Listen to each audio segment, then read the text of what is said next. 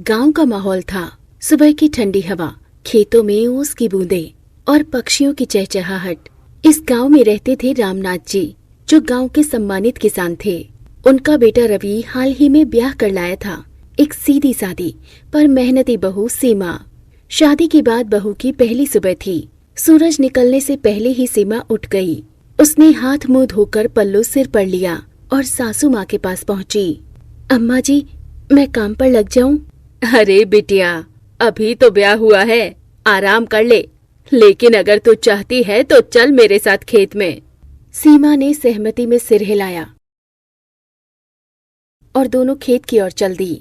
खेत के बीचों बीच एक छोटी सी झोपड़ी बनी थी, जिसे लोग कच्ची रसोई कहते थे।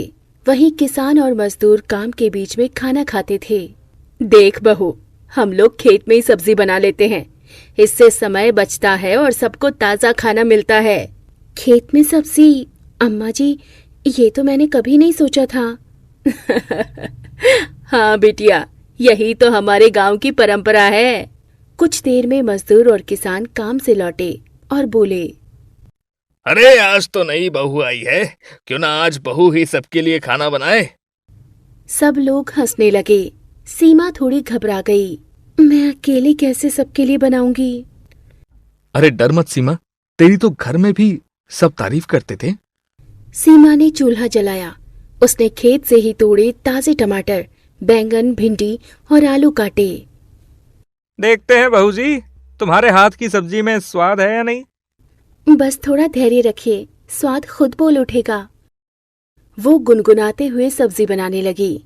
तेल की खुशबू, मसालों की छनक और धुएं की हल्की महक से पूरा खेत महक उठा। कुछ ही देर में गर्मा गर्म सब्जी और रोटियां तैयार हो गई। सीमा ने सबसे पहले ससुर जी के सामने थाली परोसी। अरे वाह, ऐसी स्वादिष्ट सब्जी तो मैंने बरसों से नहीं खाई भाई। मैं कहती थी ना, मेरे बहू के हाथ में जादू है। बाकी मजदूरों ने भी खाना खाया और तारीफों की झड़ी लगा दी। अब तो रोज बहू ही खाना बनाएगी खेत में। अगर आप सबको अच्छा लगे तो मैं रोज बनाऊंगी। देर में गांव की औरतें भी खेत देखने आई। अरे ये तो कमाल है, बहू ने खेत में पहली बार ही ऐसी सब्जी बनाई कि सब वाह वाह कर रहे हैं। देखते हैं ये उत्साह कितने दिन रहता है। सीमा सब सुन रही थी, मगर उसने मन में ठान लिया कि चाहे जितनी मुश्किल आए, वो सबके लिए रोज ताजा और स्वादिष्ट सब्जी बनाएगी। शाम को खेत से लौटते समय रवि और सीमा अकेले चल रहे थे। सीमा, आज तो तूने सबका दिल जीत लिया। मैंने तो बस अपना फर्ज निभाया है, लेकिन रवि, मुझे अच्छा लगता है जब सब संतुष्ट होकर खाना खाते हैं। और मुझे अच्छा लगता है जब लोग तुझ पर गर्व करते हैं। इस तरह सीमा की नई जिंदगी की शुरुआत खेत की रसोई से हुई। सब उसकी तारीफ करने लगे, लेकिन धीरे धीरे उसकी मेहनत बढ़ने लगी और लोग उस पर ज्यादा काम डालने लगे। खेत की रसोई में सीमा के हाथ की बनी सब्जी का स्वाद पूरे गांव में चर्चा का विषय बन गया था। हर कोई कहता, रामनाथ जी की बहू के हाथ में तो सचमुच जादू है, जादू। लेकिन समय के साथ हर दिन का काम आसान नहीं था। सुबह सूरज उगने से पहले उठना, खेत जाना, लकड़ियां जोड़ना, चूल्हा जलाना, सब्जियां काटना, सब बहुत मेहनत का काम था। एक दिन सुबह सुबह सास ने पुकारा, सीमा बेटा, आज खेत में मजदूर ज्यादा हैं, सबके लिए जल्दी जल्दी सब्जी बना लेनी होगी। जी अम्मा जी, आप चिंता मत कीजिए। सीमा ने झटपट आटा गूंथा, चूल्हा जलाया और सब्जियां काटनी शुरू कर दी। सीमा, रोज इतना काम कर लेती है, तुझे थकान नहीं होती क्या? थकान तो होती है रवि, लेकिन जब सब संतुष्ट होकर खाना खाते हैं तो मन को सुकून मिलता है। धीरे धीरे गांव की औरतों को ये बात चुभने लगी कि सीमा की सब्जियों की चर्चा हर ओर हो रही थी। अरे, ये बहू तो सबको अपने खाने का दीवाना बना देगी। हाँ, और लोग हमारी बनाई सब्जी को भूल ही जाएंगे। कुछ करना होगा, वरना ये बहू सब पर भारी पड़ जाएगी। अगले दिन खेत में मजदूर काम कर रहे थे। सीमा ने सब्जी बनाई, लेकिन जब सबने सब्जी खाई तो वो बेस्वाद निकली। अरे बहू, आज तो सब्जी में नमक ही नहीं है। लगता है बहू जी का हाथ का जादू आज खो गया कहीं। सीमा चौंक गई। मैंने तो नमक डाला था, फिर गायब कैसे हो गया? थोड़ी देर बाद उसे पता चला कि किसी ने जानबूझकर नमक की डिब्बी खाली कर दी थी। तो ये किसी की चाल है, लेकिन मैं हार मानने वालों में से नहीं। सीमा ने तुरंत खेत से ताजी हरी मिर्च, धनिया और नींबू तोड़े। उसने उनसे झटपट नई सब्जी बनाई। लीजिए, अब चक्कर देखिए। सबने जब खाया तो स्वाद लाजवाब था। मजदूर हंसकर बोले, वाह बहू जी वाह, अब तो सच में मान गए। आप तो नमक बिना भी स्वाद बना लेती हैं। देखा, मेरी बहू में हुनर है। गांव की औरतें दूर खड़ी सब देख रही थी और उनके चेहरे उतर गए। एक दिन गांव में मेहमान आए। खेत में 100 से ज्यादा लोग इकट्ठा हो गए। सब चाहते थे कि सीमा ही खाना बनाए। सीमा बेटा, आज तो बड़ी परीक्षा है। इतने सारे लोगों के लिए खाना बनाना आसान नहीं होगा। चिंता मत कीजिए अम्मा जी, मैं सब संभाल लूंगी। सीमा ने चूल्हा जलाया, औरतों को मदद के लिए बुलाया और सबको काम बांट दिया। कोई सब्जी काटेगा, कोई रोटियां बेलेगा और कोई दाल देखेगा। जैसे ही खाना बनना शुरू हुआ, अचानक आसमान में बादल छा गए और तेज बारिश शुरू हो गई। चूल्हे बुझने लगे। सब घबरा गए। अब तो खाना खराब हो जाएगा। हाय राम, इतने लोगों का क्या होगा। लेकिन सीमा ने हिम्मत नहीं हारी। डरिए मत, सब ठीक होगा। उसने पास ही खड़े एक बड़े नीम के पेड़ के नीचे अस्थायी छतरी बनाई। मजदूरों से कहा कि लकड़ी और सूखी घास ढक कर लाएं। सब मिलकर फिर से चूल्हा जलाने लगे। बारिश थमने तक सीमा ने गर्मा गर्म खिचड़ी, बैंगन का भरता और आलू टमाटर की सब्जी तैयार कर दी। जब सबने खाया तो सब दंग रह गए। अरे इतनी मुश्किल में भी इतना स्वादिष्ट खाना। ये बहू तो सचमुच लक्ष्मी है, लक्ष्मी। हाँ, ये मेरी बहू ही है। शाम को जब सब थककर घर लौटे तो रवि ने सीमा का हाथ पकड़कर कहा, सीमा, आज तो तूने सचमुच सबका दिल जीत लिया। मैंने कभी नहीं सोचा था कि तू इतनी समझदारी और हिम्मत दिखाएगी। रवि, जब मन साफ हो और इरादे मजबूत तो मुश्किलें भी आसान लगती हैं। अब पूरे गांव में सीमा की तारीफ हो रही थी, लेकिन वही औरतें जो उससे जलती थी अब और भी परेशान हो गई। उन्होंने ठान लिया कि वे किसी भी तरह सीमा को नीचा दिखाएंगी। सीमा का नाम अब पूरे गांव में फैल चुका था। उसके हाथ की बनी सब्जी लोग दूर दूर से चखने आने लगे। सास ससुर गर्व महसूस करते, पति रवि खुश रहता, लेकिन कुछ लोगों की जलन भी और बढ़ गई। गांव की कुछ औरतें आपस में मिलकर योजना बनाने लगी। अगर ऐसे ही चलता रहा तो गांव में हमारी कोई इज्जत नहीं रहेगी। सब कहेंगे कि सिर्फ सीमा ही सबसे अच्छी बहू है। हाँ, कुछ ऐसा करना होगा कि सबके सामने इसकी बेइज्जती हो। तो फिर अगले हफ्ते जब मेले का आयोजन होगा ना, वहीं पर इस बहू को फंसाना होगा। गांव में अगले हफ्ते बड़ा मेला लगना था। हर घर की औरतें अपने हुनर का प्रदर्शन करने वाली थी। कोई कढ़ाई दिखाने वाली थी, कोई मिठाई बनाने वाली थी, तो कोई गीत गाने वाली। अरे सुनो, इस बार मेले में हमारी बहू सीमा को खाना बनाने की प्रतियोगिता में हिस्सा लेना होगा। हाँ हाँ, क्यों नहीं, आखिर सब उसकी तारीफ करते हैं। अम्मा जी, अगर मैं हार गई तो? बेटा, जीत हार मायने नहीं रखती। तेरी मेहनत और नियत ही सबके दिल जीत लेगी। मेले से एक दिन पहले वही जलनखोर औरतें सीमा के घर आई। सीमा बहू, हम सब तुझसे बहुत खुश हैं। कल मेले में तू ही सबसे अच्छा खाना बनाएगी। धन्यवाद दीदी, आप सबका आशीर्वाद चाहिए। लेकिन जाते जाते उन औरतों ने चुपके से सीमा की रखी मसालों की डिबिया बदल दी। नमक की जगह चीनी, मिर्च की जगह लाल रंग का पाउडर। मेले के दिन बड़ा मंच सजाया गया। गांव के लोग तालियां बजाते हुए इकट्ठा हुए।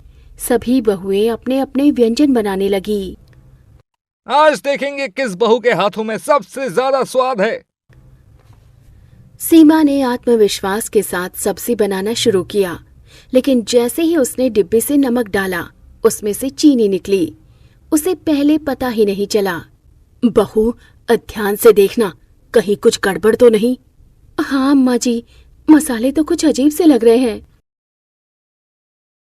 जब सब्जी तैयार हुई और लोगों ने चखी तो सब चौंक गए। अरे ये क्या है? सब्जी तो मीठी हो गई। लगता है बहू ने मिठाई समझकर सब्जी बना दी। लोग हंसने लगे। सीमा की आंखों में आंसू आ गए। तभी सीमा ने गहरी सांस ली और सबके सामने बोली, गांव वालों, मुझसे गलती हो गई, लेकिन गलती हर इंसान से होती है। असली हुनर तो मुश्किल में समाधान ढूंढने का होता है। वो तुरंत पास के खेत में गई, ताजे बैंगन, आलू और टमाटर तोड़े। उसने वहीं मंच पर सबके सामने नई सब्जी बनाना शुरू किया। लोग हैरानी से देखते रहे। वाह, ये तो सचमुच बहादुरी है। हार मानने के बजाय फिर से शुरुआत करना ही असली जीत है। कुछ ही देर में गर्मा गर्म बैंगन का भरता और आलू टमाटर की सब्जी तैयार हो गई। जब सबने खाया तो सबने एक स्वर में कहा, वाह, ऐसा स्वाद तो पहले कभी नहीं चखा। इस साल की विजेता है सीमा बहू। इतने में एक छोटी लड़की दौड़ कर आई और बोली, मैंने उन औरतों को देखा था जो सीमा बहू के मसाले बदल रही थी। गांव वाले उन औरतों की ओर देखने लगे। वे सब डर के मारे चुप हो गई। शर्मानी चाहिए तुम्हें, एक नेक और मेहनती बहू को नीचा दिखाने के लिए ऐसा छल। सीमा, तुमने न सिर्फ सबका दिल जीता बल्कि सच्चाई की जीत भी करवाई। औरतों ने शर्मिंदा होकर सिर झुका लिया। शाम को घर में खुशियों का माहौल था। बहू, तूने आज हमारे कुल का नाम रोशन कर दिया है। सीमा बेटा, आज तो सचमुच मुझे तुझ में अपनी बेटी की झलक दिख रही है। सीमा, आज तो तूने मुझे और भी गौरवान्वित कर दिया। सीमा ने सबके चरण छुए और बोली, अम्मा जी, बाबूजी, मैं तो बस अपना कर्तव्य निभा रही हूँ। सच्चाई और मेहनत से बड़ा कोई हथियार नहीं। गांव के मुखिया ने सभा में खड़े होकर कहा, आज हम सब ने देखा कि मेहनत, ईमानदारी और हिम्मत से इंसान किसी भी मुश्किल को पार कर सकता है। जो लोग जलन और छल करते हैं वे कभी सम्मान नहीं पा सकते। हमें सीमा बहू से सीख लेनी चाहिए। गांव वाले तालियों की गड़गड़ाहट से मैदान गुंजा देते हैं। सीमा सबके चेहरों की खुशी देखकर संतोष महसूस करती है। मेहनत और सच्चाई का फल मीठा होता है। जलन और छल इंसान को बदनाम करते हैं। मुश्किलों के सामने हार मानना नहीं, बल्कि समाधान ढूंढना ही असली जीत है। बहू सिर्फ घर की नहीं, बल्कि पूरे परिवार और गांव की इज्जत होती है। उधमपुर नामक गांव में 3 सहेलियां चंदा, खुशी और अंबा रहती थीं। उनका बचपन बड़ा ही खुशनुमा था। तीनों स्कूल से आने के बाद एक पेड़ के नीचे जो गांव के बीचों बीच था वहां खेला करती थी।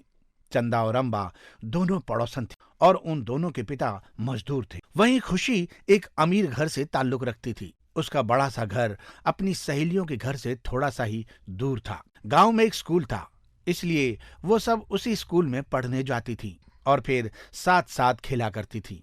पढ़ाई करते करते और खेलते खेलते तीनों सहेलियां अब जवान हो चुकी थीं। ये लो, हमारा रिजल्ट भी आ गया। अरे, मेरे बाबा ने तो मुझे आगे पढ़ने से मना कर दिया है। कहने लगे, गांव की सभी लड़कियों ने 12वीं की है, तुम आगे पढ़ाई करके क्या करोगी। मेरी माँ ने भी ऐसा ही कहा है और उन्होंने तो ये तक भी कह दिया कि बस अब जल्दी से वो मेरे लिए एक अच्छा सा घर देखकर मेरी शादी कर देंगी। ये तुम दोनों कैसी बातें कर रही हो? क्या तुम लोग शहर के कॉलेज में पढ़ाई करने के लिए नहीं जाओगी? तुम मेरा साथ छोड़ दोगी? मेरे बाबा तो कह रहे थे मुझे शहर जाकर आगे की पढ़ाई करनी चाहिए। तू कितनी अच्छी है, कितनी अच्छी किस्मत पाई है तूने जो तेरे बाबा ऐसा कहते हैं। मेरा भी बहुत मन है आगे की पढ़ाई करने का। मैं भी तुम दोनों की सहेली हूँ, मेरा भी मन है आगे पढ़ने का। एक बार और कोशिश करके देखो ना, क्या पता तुम्हारे घर वाले मान जाएं। फिर हम दोनों सहेलियां एक साथ आगे की पढ़ाई करेंगी। खुशी की बात मानकर चंदा अपने घर जाकर बोलती है, हाँ हाँ, मुझे पता है, वो तो ऐसा जरूर बोलेगी। अरे, उसे किस चीज की कमी है? उसका बाप इतना कमाता है कि वो शहर के सारे खर्चे उठा सकता है। ना बाबा ना, आगे की पढ़ाई नहीं करनी, नहीं करनी तो बस नहीं करनी। उधर अंबा भी घर जाकर बोलती है, सुन रही हो अंबा के बाबा, क्या कह रही है आपकी लाडली? शहर जाकर पढ़ना है इसे खुशी के साथ। अरे, वो तो पैदा ही चांदी की चम्मच लेकर हुई है और तू नसीब की मारी हमारे घर पैदा हो गई है। और क्या तुझे ये भी नहीं पता कि हम तुझे आगे नहीं पढ़ा सकते? जा, कुएं से पानी भर के ले आओ और इस ख्याल को अपने दिमाग से निकाल दो। अगले दिन जो तीनों सहेलियां पेड़ के नीचे मिलीं तो अम्बा और चंदा का लटका हुआ चेहरा देखकर खुशी समझ गई। जानती थी मैं ऐसा ही होने वाला है। तुम्हारे माता पिता को तुम्हारे बारे में सोचना चाहिए था। आजकल लड़कियां पढ़ लिख कर नौकरी कर रही हैं। बस कर खुशी, यहाँ पढ़ाई नहीं हो रही है और तुम आगे नौकरी की बात कर रही हो। जाओ मेरी सहेली, जाओ तुम आराम से अपनी पढ़ाई करो और कामयाब हो जाओ, पर अपनी इस गरीब सहेलियों को भूल मत जाना। तो ठीक है, मैं वहाँ जाकर तुम्हें चिट्ठी लिखूंगी, उसका जवाब जरूर देना, और जो छुट्टियों में घर आऊंगी तब यहीं पर इसी पेड़ के नीचे मिला करेंगे। और इस तरह खुशी अपनी दोनों सहेलियों को छोड़कर शहर में पढ़ाई करने चली जाती है। इधर दोनों सहेलियां काम खत्म करके पेड़ के नीचे बैठकर बातें करती और खुशी को याद करती। देखते ही देखते चंदा के लिए रिश्ता आ गया और फिर अम्बा के घर वाले भी उसके लिए जोर शोर से अच्छा रिश्ता देख रहे थे कि तभी एक दिन खुशी की चिट्ठी उन दोनों को मिलती है। चिट्ठी में, मेरी प्यारी सहेलियां, यहाँ शहर आकर मैंने जाना कि जीवन गांव से आगे कितना सुंदर है और आगे की पढ़ाई भी बहुत अच्छी है जो हमारे भविष्य को बदल सकती है। यही सोचकर मैंने धीरे धीरे पैसे जमा किए और मैं तुम दोनों से वादा करती हूँ कि तुम्हारा भविष्य भी उज्जवल बनाऊंगी। इसलिए बिना सोचे समझे तुम दोनों सहेलियां कल सुबह की ट्रेन में बैठकर आ जाओ। कुछ पैसे भी मैं तुम्हें भेज रही हूँ। अगर तुम्हारे घर वाले तुम्हें आगे नहीं पढ़ा सकते तो मैं पढ़ाऊंगी। मैं यहाँ तुम दोनों के लिए पार्ट टाइम जॉब भी करने लगी हूँ। अपनी सहेली पर भरोसा है तो बस ट्रेन पकड़कर आ जाओ। तुम्हारी सहेली खुशी। और उस चिट्ठी में वहां का पता और फोन नंबर भी लिखा हुआ था। ये जानकर कि खुशी उन दोनों के लिए इतना कुछ सोच रही है, दोनों सहेलियां खुश हो जाती हैं। हाँ अम्बा, खुशी हमारे भविष्य के बारे में सोच रही है। मुझे अभी शादी नहीं करनी। तुम तो जानती हो मेरा कितना मन था मैं पुलिस की नौकरी करूं, और मैं तो बैंक में नौकरी करना चाहती थी, लेकिन घर वालों ने कुछ भी नहीं करने दिया। खुशी सही कह रही है, हम लोगों को अपने भविष्य के बारे में सोचना चाहिए। हम परसों की ट्रेन से शहर जा रहे हैं। बस मैंने सोच लिया है। अब तुम अपना विचार बताओ। जहाँ मेरी दोनों सहेलियां रहेंगी मैं भी वहीं रहूंगी। और फिर तीसरे दिन सुबह सवेरे चंदा और अम्बा ने अपने कपड़े थैले में डाले और ट्रेन पकड़कर शहर आ गईं और खुशी के बताए हुए पते पर पहुंच गईं। मैं तुम दोनों को यहाँ देखकर बहुत ज्यादा खुश हूँ। वो सब तो ठीक है, लेकिन घर वालों को पता चला तो जान से मार डालेंगे। तुम उनकी चिंता मत करो, बस अपने उज्जवल भविष्य को देखो। मैंने यहाँ सारे इंतजाम कर दिए हैं, तुम दोनों के रहने का भी। मुझे पता है काफी समय निकल गया है, लेकिन अभी देर नहीं हुई है। मुझे जितने पैसे मिलते थे मैंने उनमें से पैसे बचाए और फिर पार्ट टाइम जॉब भी कर ली है। अब तुम दोनों का एडमिशन भी मैं करा दूंगी। उधर गांव में दोनों सहेलियां अचानक से गायब हो गईं तो सारे गांव में हंगामा मच गया। उनके घर वालों ने बहुत ढूंढा, लेकिन दोनों सहेलियां कहीं नहीं मिली। कुछ दिन हाथ पैर मारकर वो लोग भी शांत हो गए और इधर तीनों सहेलियों ने अपना नया जीवन शुरू कर दिया। अम्बा और चंदा अपने अपने कॉलेज में जाने लगी। तीनों एक ही कमरे में रहने लगीं और थोड़े दिनों बाद चंदा और अम्बा ने भी खुशी की तरह पार्ट टाइम जॉब करनी शुरू कर दी। सच कहती हूँ, दिल लगाकर पढ़ाई करूंगी और एक दिन बैंक ऑफिसर बनकर ही इस गांव जाऊंगी। हाँ, मैंने भी सुबह की प्रैक्टिस शुरू कर दी है। सुना है 3 महीने बाद पुलिस के पेपर होने वाले हैं। मैं भी एक पुलिस वाली बनकर ही गांव जाऊंगी, और मैं भी तभी गांव जाऊंगी जब तुम दोनों अपने अपने कहे अनुसार कुछ बन जाओगी। मेरा सपना तो गांव जाकर कॉलेज खोलने का है, ताकि आगे किसी चंदा और अम्बा को गांव छोड़कर इस तरह ना आना पड़े। मैं तो बस टीचर बनना चाहती थी और वही बनूंगी। गांव की लड़कियों का भविष्य सुधारूंगी। तीनों सहेलियों के अपने अपने सपने थे और तीनों सहेलियां मिलकर अपने सपनों को पूरा करने में लगी हुई थी। किसी को शक न हो, इसलिए खुशी 1-2 दिन के लिए गांव जाती और जल्दी ही वापस आ जाती। वो चंदा और अम्बा के घर भी जाती हैं और वहां पर दुख भी जताती है, लेकिन किसी को भी शक नहीं होने देती कि वो तीनों सहेलियां आज भी एक साथ रहती हैं। लगता है मेरा सपना पूरा होने का समय आ गया है। पुलिस के फॉर्म निकल गए हैं और मैं बस अब इसी की ही तैयारी करूंगी और आगे की पढ़ाई तो चलती रहेगी। अभी मैं सिपाही में भर्ती हो रही हूँ, लेकिन थोड़े दिनों बाद मैं पुलिस इंस्पेक्टर भी बनूंगी। मैं तुम्हारे लिए बहुत खुश हूँ चंदा। तुम्हें जल्दी कामयाब होते हुए देखना चाहती हूँ। मैं खुद जल्दी कामयाब होना चाहती हूँ, क्योंकि मेरे घर की स्थिति बिल्कुल भी अच्छी नहीं थी और मैं चाहती हूँ कि थोड़े पैसों से मैं उनकी मदद करूँ और थोड़े पैसे अपनी दोनों सहेलियों पर लगाऊं। अम्बा, तुम्हें जितनी पढ़ाई करनी है करो, फिर खुशी और मैं मिलकर तुम्हारा साथ देंगे।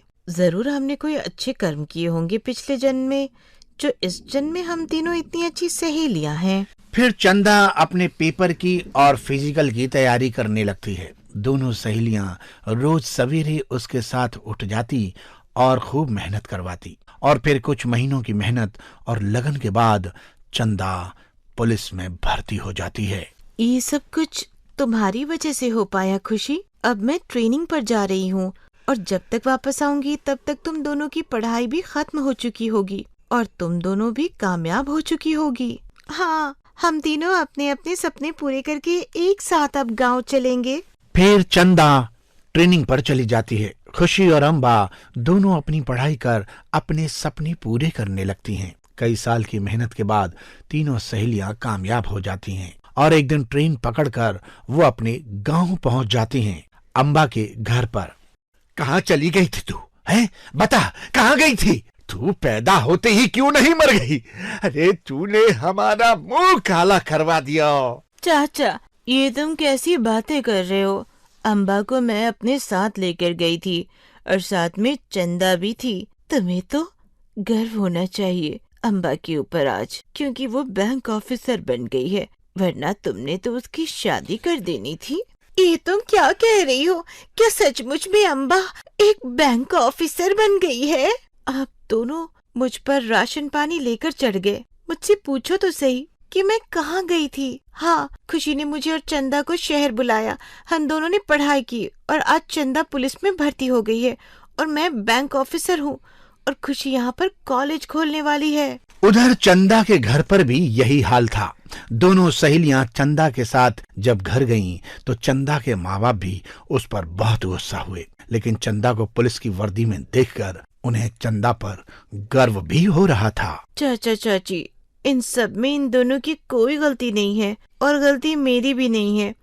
बस मैं चाहती थी कि हम तीनों सहेलियां एक साथ रहें और एक साथ कामयाब हों।